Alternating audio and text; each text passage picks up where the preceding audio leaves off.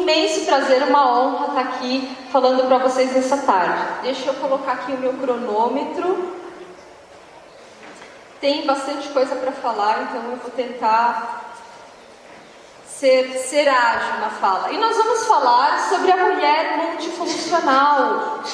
Mulher multifuncional, não no sentido de fazer várias coisas ao mesmo tempo, né? Porque a gente, quando vai fazer várias coisas ao mesmo tempo, às vezes a gente não faz nada direito.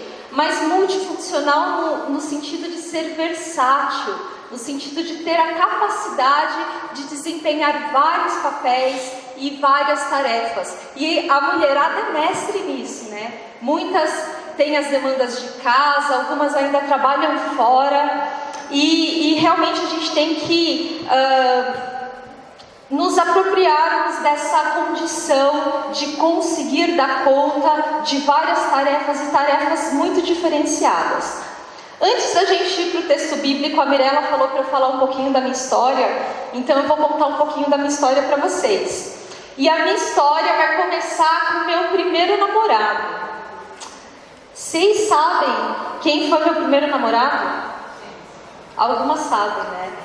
Com 17 anos, de 17 para 18 anos, eu namorei o Fabrício, nós morávamos em São Paulo. O namoro não deu muito certo, foram só 10 meses.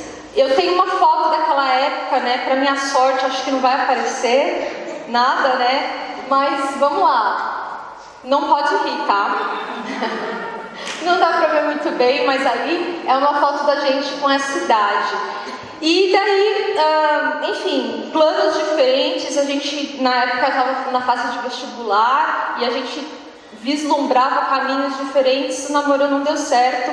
Pouco tempo depois, eu conquistei um sonho que foi passar numa universidade pública, estudei em Ribeirão Preto. O Fabrício foi morar na Alemanha com a família, o pai dele foi transferido a trabalho para lá. A gente ficou 2 anos sem nenhuma comunicação.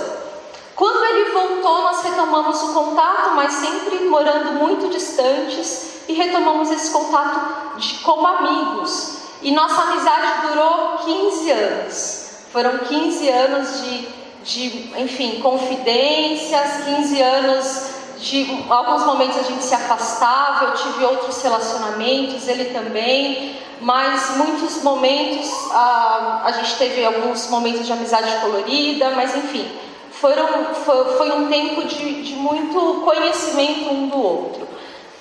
E logo depois que eu passei no vestibular, eu fui trabalhar. Comecei trabalhando na Petrobras, eu dava treinamentos para a Petrobras, para as empreiteiras, né, as empresas contratadas. Uma das empresas me contratou, comecei lá como técnica em treinamento.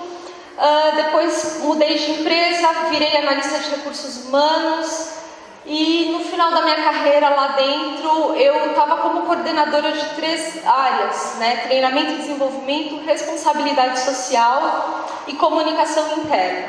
Foi um momento de muito aprendizado. Eu tive a oportunidade de conhecer países, tive a oportunidade de estudar muito. Eu tenho muitas saudades daquela época, mas também eu tenho muitas lembranças de momentos de luta, né? Principalmente nessa área afetiva. Eu sempre tive um sonho de casar e eu enfrentava muita solidão, era isso, e acabava me refugiando no trabalho. Então, também lembro dessa época, né, de alguns momentos de muita dificuldade nesse sentido sentimental. E quando surgiram aqueles escândalos lá da Petrobras com as contratadas, né, vocês lembram? A gente que trabalhava lá já sabia que não iam ter mais as licitações, que a gente teria que mudar de área. Então, eu sabia que aquele era meu último contrato. Teve uma oportunidade de eu estudar inglês fora do Brasil e eu fui. E lá Deus falou muito comigo, né? Eu sabia que eu teria que mudar drasticamente quando eu voltasse, e nessa área eu já estava com 33 anos, né? Não estava namorando, não tive um último relacionamento que foi devastador na minha vida, que me deixou marcas profundas, e eu já...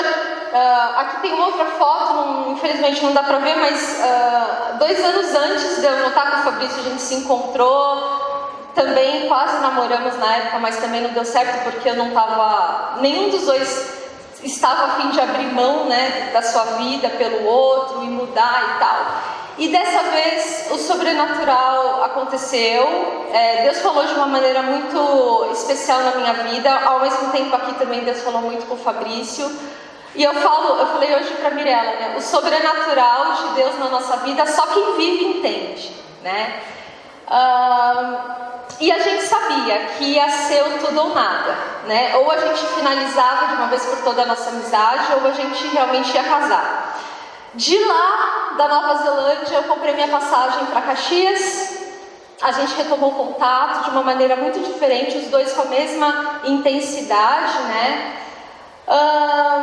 Vim para Caxias e no caminho do aeroporto até a casa do Fabrício nós já estávamos namorando e 2 semanas depois nós marcamos a data do casamento, né? Não tinha mais o que se conhecer, não tinha mais o que enrolar depois de 15 anos. E depois eu continuo a história, tá bom? Vamos para o nosso texto bíblico então. Eu quero trabalhar com vocês um texto do livro de Provérbios. Provérbios na Bíblia é o livro da sabedoria, Provérbios de Salomão. E é muito interessante, eu vou falar um texto que fala da mulher. E a mulher naquela época de Provérbios, ela não tinha valor nenhum. Hoje a gente fala muito da emancipação da mulher, mas naquela época a mulher era muito mais do que discriminada. Ela não tinha voz, ela não podia nem falar em público. Tá? E a Bíblia a Bíblia trata da mulher de uma maneira muito diferente do que o contexto daquela época. A Bíblia exalta a mulher, coloca a mulher num lugar de destaque, e esse texto vai mostrar isso. Outra coisa muito interessante é que alguns comentários bíblicos fazem uma analogia dessa mulher que Salomão descreve, né, com a própria sabedoria, como se essa mulher, que a gente vai ver no texto, fosse a personificação da sabedoria. E é interessante também ver que o autor escolheu uma mulher para representar a sabedoria, né? Então vamos para o texto. Não sei se vocês estão com a Bíblia no celular aí, ou com a Bíblia em mãos. Se tiver, compartilha com a pessoa do lado. A gente vai para Provérbios 31, de 10 a 31. Se você não está com o texto na mão, presta atenção que eu vou ler aqui, tá bom?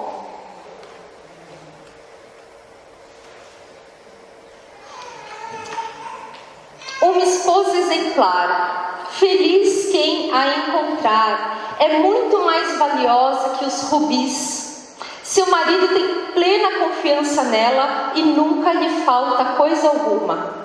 Ela só lhe faz o bem e nunca o mal todos os dias da sua vida. Escolhe a lã e o linho com prazer, e com prazer trabalha com as mãos. Como os navios mercantes, ela traz de longe as suas provisões. Antes de clarear o dia, ela se levanta, prepara comida para todos os de casa e dá tarefa às suas servas. Ela avalia um campo e o compra, e com o que ganha planta uma vinha. Ela entrega-se com vontade ao seu trabalho, seus braços são fortes e vigorosos. Administra bem o seu comércio lucrativo, e a sua lâmpada fica acesa durante a noite. Só fazer uma observação aqui. A sua lâmpada ficar acesa durante a noite indica que ela é uma mulher rica, uma mulher próspera. Tá? Porque para deixar a lâmpada acesa naquela época precisava de azeite, né? Então as pessoas economizavam, o azeite era algo difícil, né? Caro. Então mostra que ela é próspera. Nas suas mãos segura o fuso e com os dedos pega a roca. Isso daí são instrumentos de tecelagem da época. Acolhe os necessitados e estende a mão aos pobres. Não receia a neve por seus familiares, pois todos vestem agasalhos. faz cobertas para sua cama, veste-se de linho fino e de púrpura.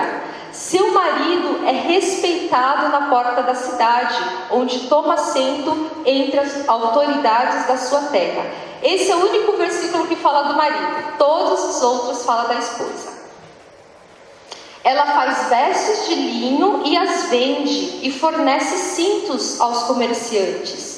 Reveste-se de força e dignidade, sorri diante do futuro. Fala com sabedoria e ensina com amor.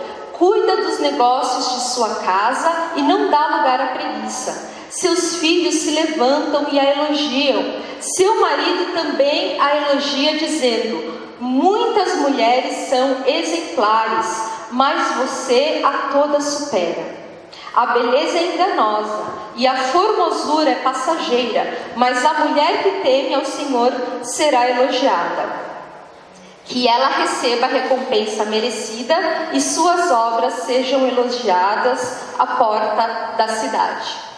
Olha só que texto, né? Quantas qualidades a gente pode observar que o texto revela sobre essa mulher sábia.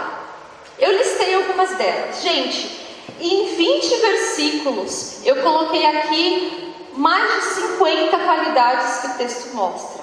Então vamos lá. Vou passar rapidinho, mas acho importante a gente ver as qualidades aqui que eu elenquei. Começando no verso 10, eu acho que não vai dar para ver, né? Nem adianta. Mas tá aí as qualidades, tá? Começando no verso 10. Exemplar, valiosa, confiável, provedora, bondosa, constante, criteriosa, trabalhadora, feliz, provedora, disposta de novo, provedora de novo, administradora, sabe delegar, verso 16, avaliadora, negociante, inteligente, investidora, empreendedora, trabalhadora, motivada, forte, vigorosa, verso 18, administradora, empreendedora, previdente, próspera, habilidosa, 20, acolhedora, sensível, caridosa, amorosa, solidária, previdente, preventiva, protetora, habilidosa. Aí o verso 22 fala de qualidades, né, com relação à aparência dela. Chique, valiosa, vaidosa, fina, habilidosa, empreendedora, comerciante, forte, digna, despreocupada, destemida, esperançosa, otimista, sábia, conselheira, mentora, administradora, disposta. 28, elogiável, digna, honrada, exemplar, insuperável, incomparável.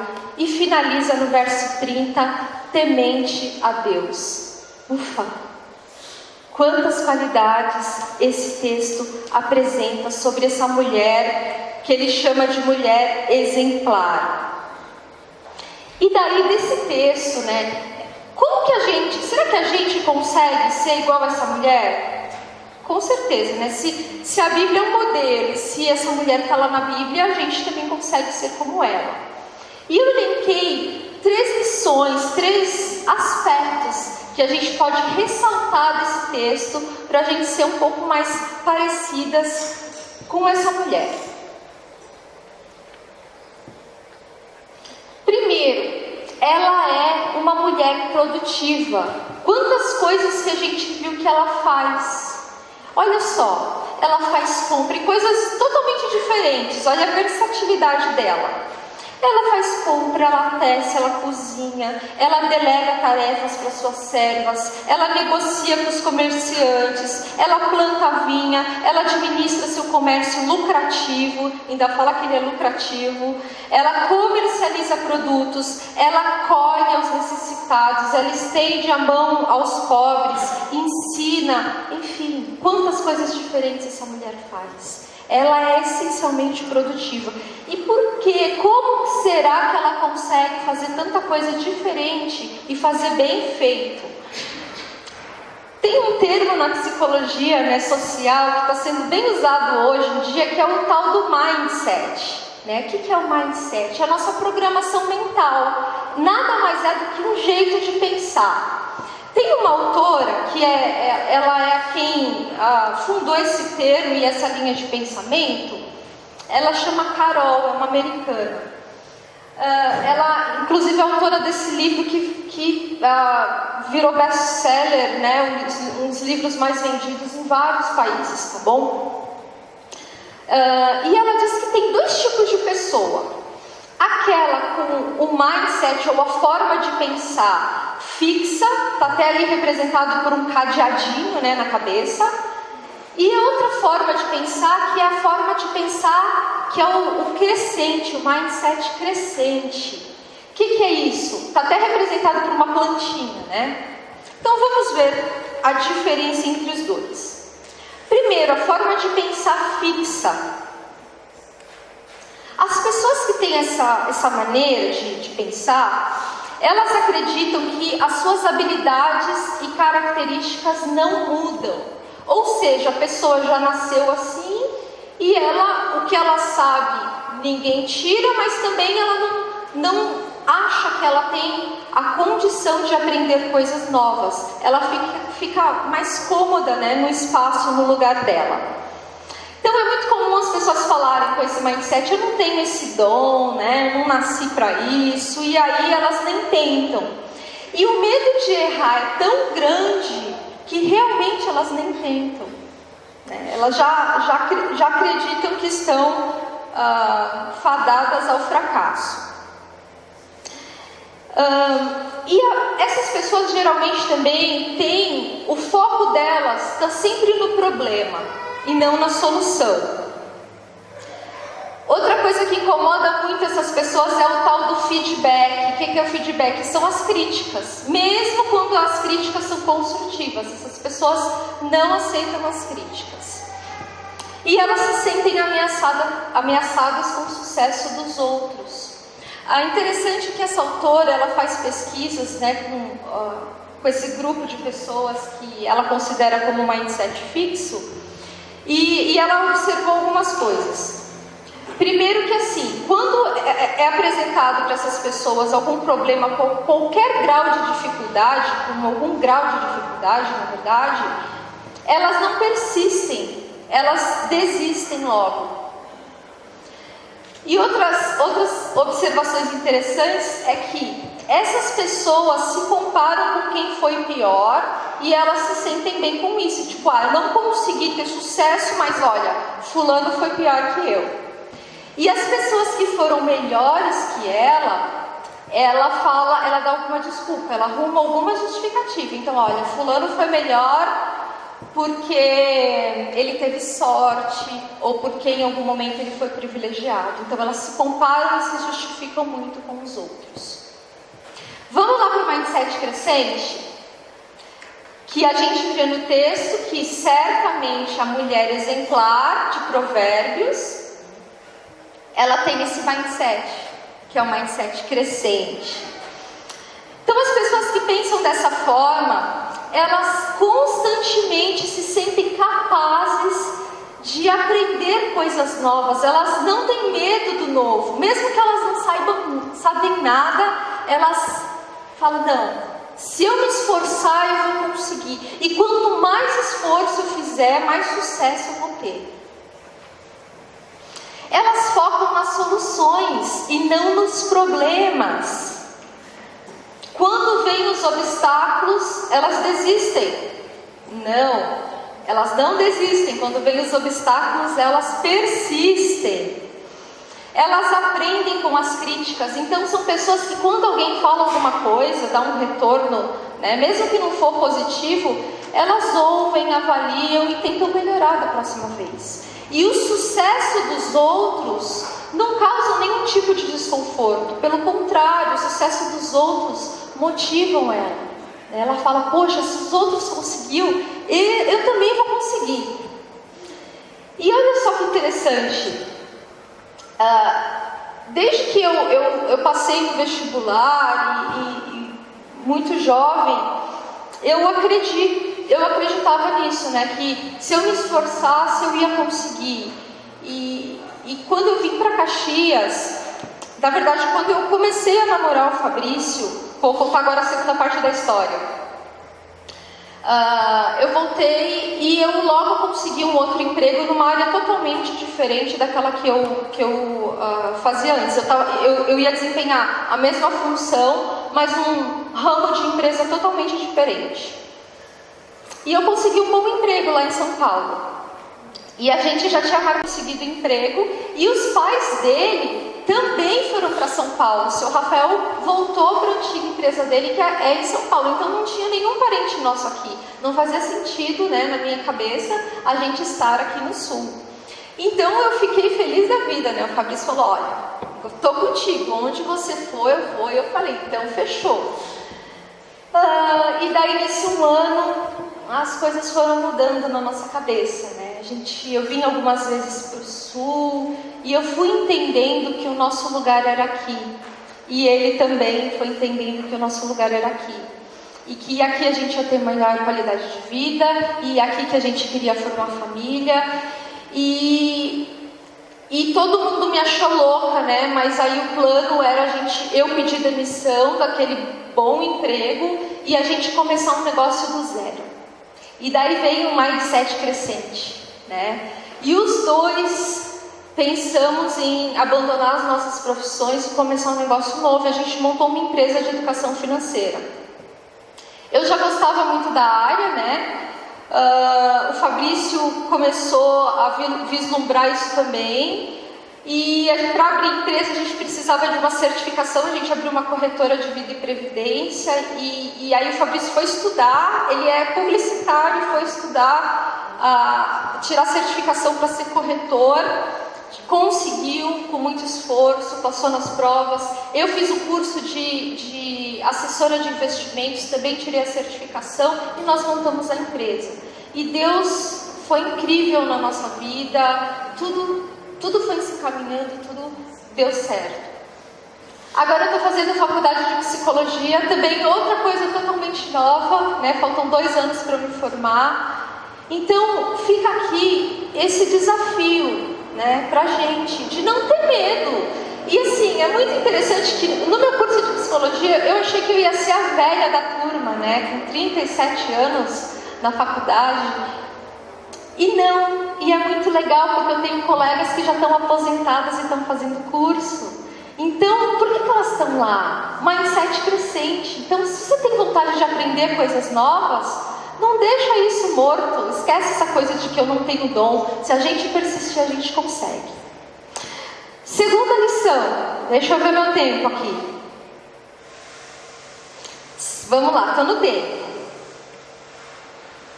Segunda lição que a gente pode tirar desse texto da mulher exemplar de Provérbios.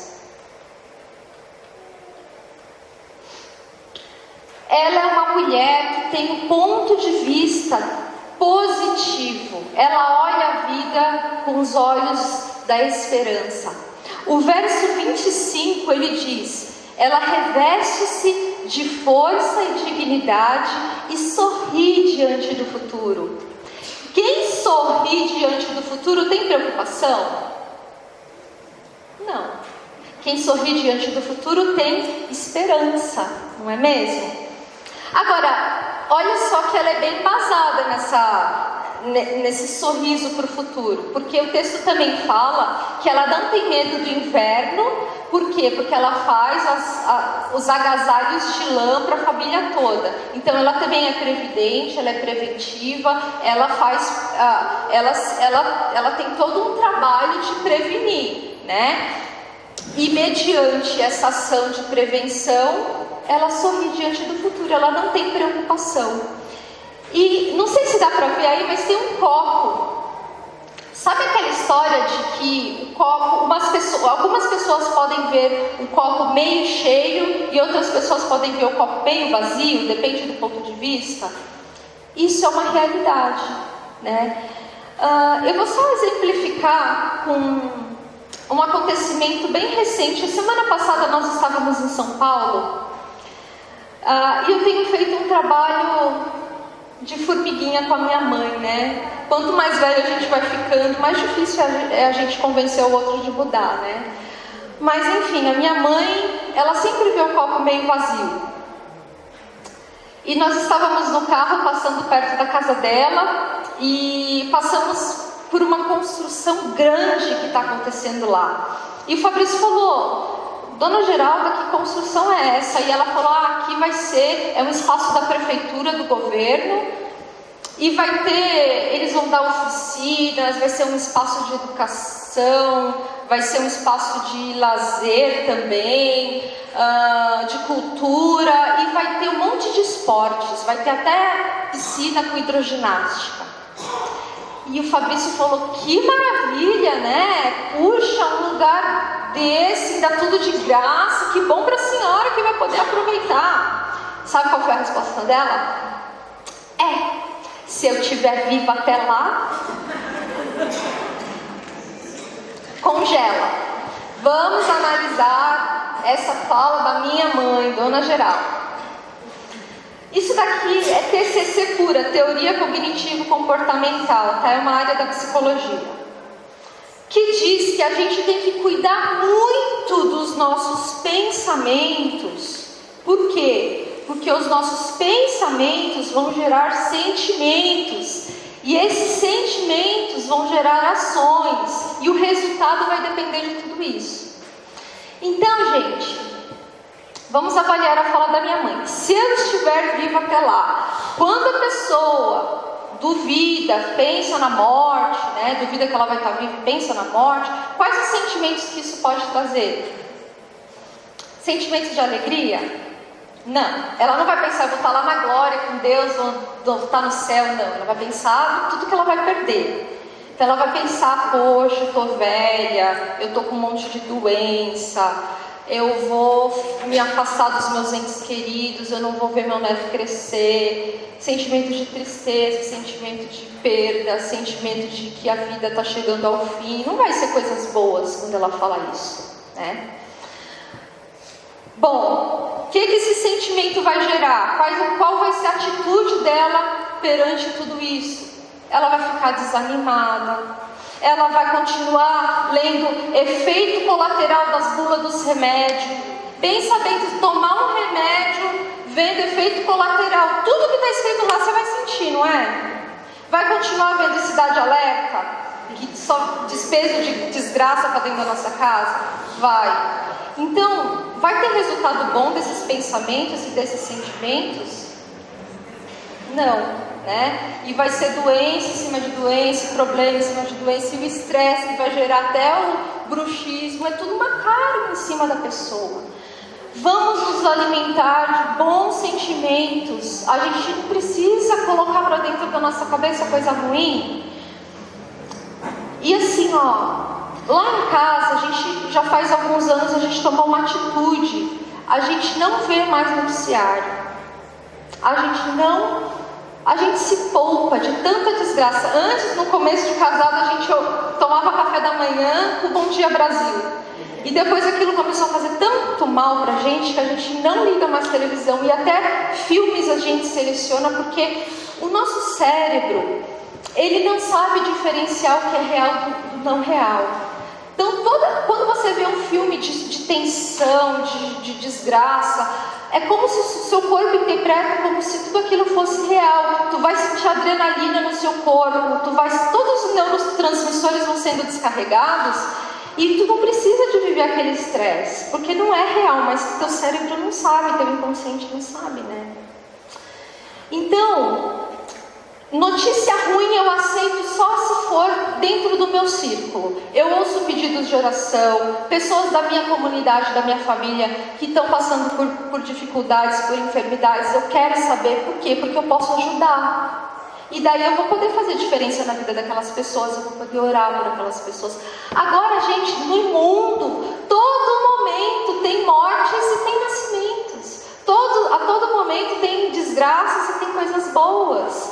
E tem esperanças e tem desgraças, né? Então, vamos nos reter às coisas que vão nos fazer bem.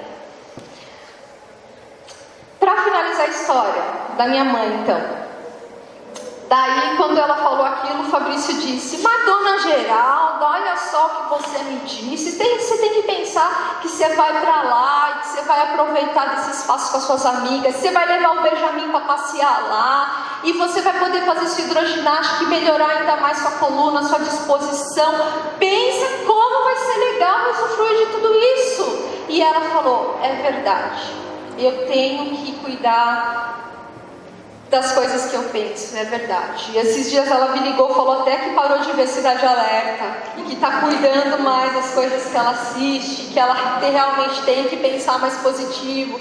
E ela é uma menina, está com 75 ou 76 anos, mas ela está ótima. O único problema está aqui, né? Na mente dela. E com certeza, se a gente cuidar dos nossos pensamentos e colocar para nossa casa, corpo, né, para nossa cabeça, pensamentos bons, vão gerar sentimentos bons, e a nossa atitude perante a vida vai ser diferente, e os resultados também vão ser diferentes, tá bom?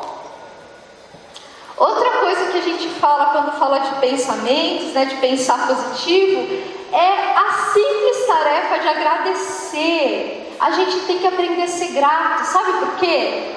Porque quando a gente agradece, a vida vai dar mais. Você sabe que, olha, o Benjamin tem 1 ano e 2 meses. E eu tenho roupa para ele pelo menos até os 2 anos. E eu quase não comprei roupa para o meu filho. E nem brinquedo. Tudo ganhado. A gente tem o Fabrício tem uma prima lá de São Paulo que tem um filhinho mais velho que o Benjamin. E ela dá muita coisa para ele. Minha sogra também dá muita coisa para ele. E, gente, quando eu ganho aquelas roupas e tal, a primeira coisa que eu faço é agradecer. Obrigada, vai ser muito útil. Às vezes ele tá vestidinho todo lindo, eu mando foto, olha só. E ela sabe que as roupas estão sendo bem usadas. Ela vê que a gente está gostando. E o que ela faz quando tem uma nova leva de roupa para doar?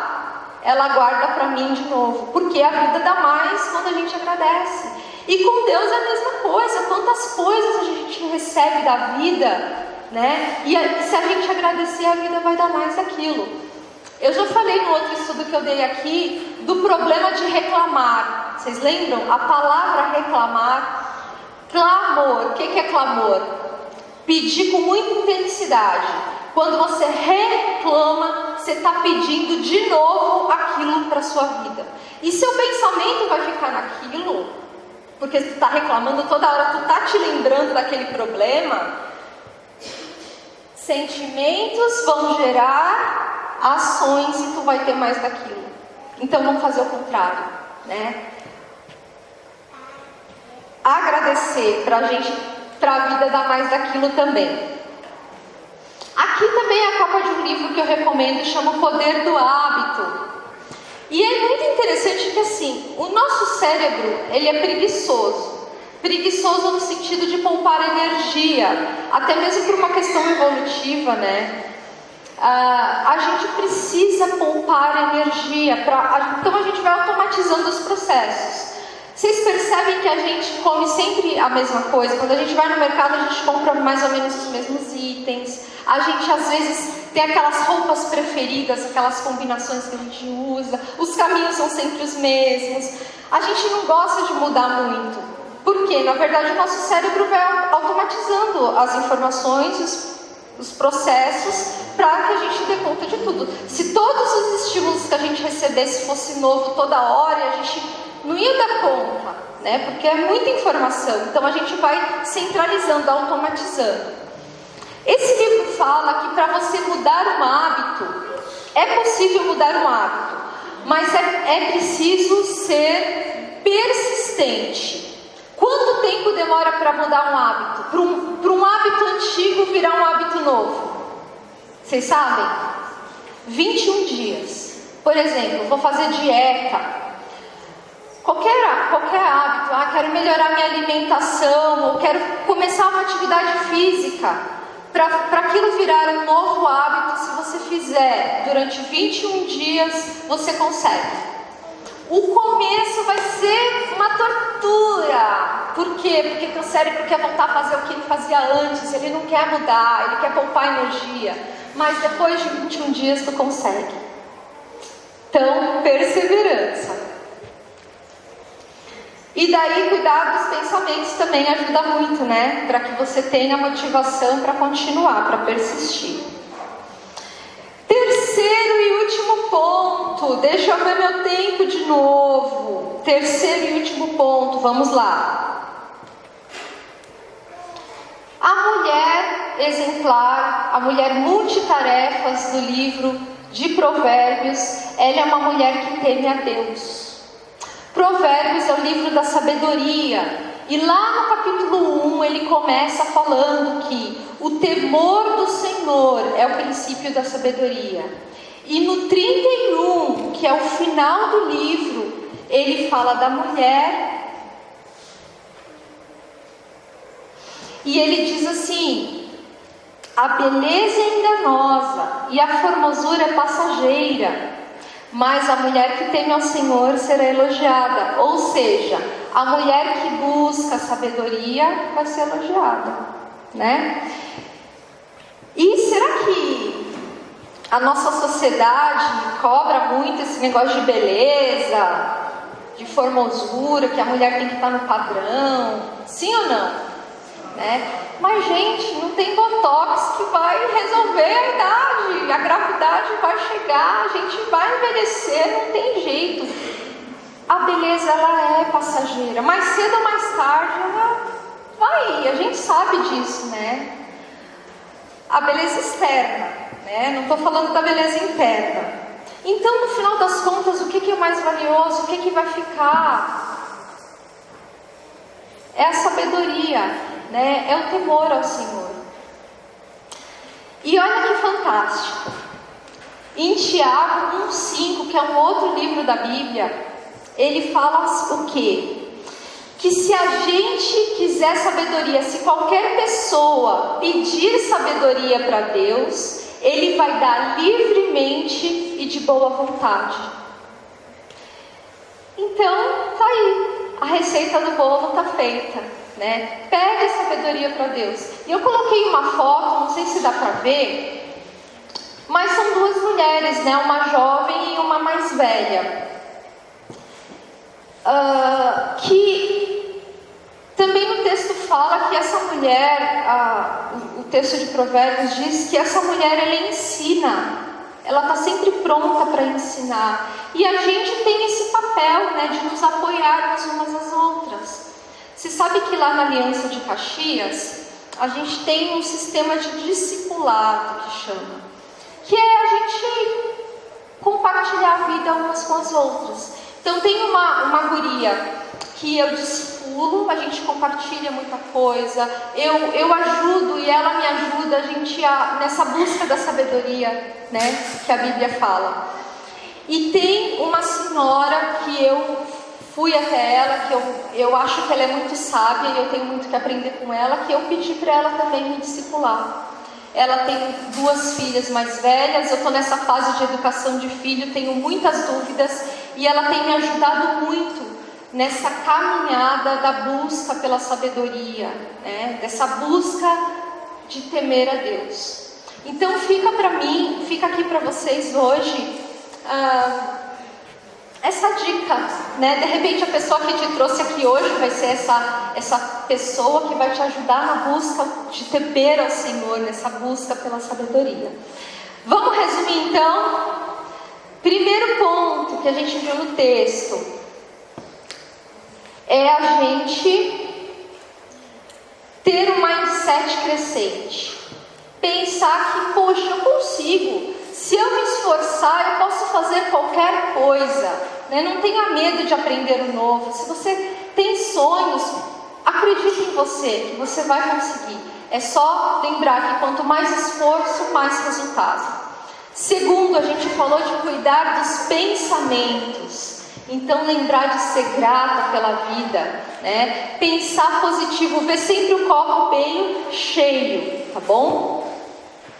E o terceiro ponto, buscar ao Senhor, temer a Deus, que isso é a chave para a gente ter cada vez mais sabedoria. No final das contas, a beleza vai passar, mas o que vai ficar é a nossa essência, tá bom? Então isso era o que eu tinha para compartilhar com vocês hoje.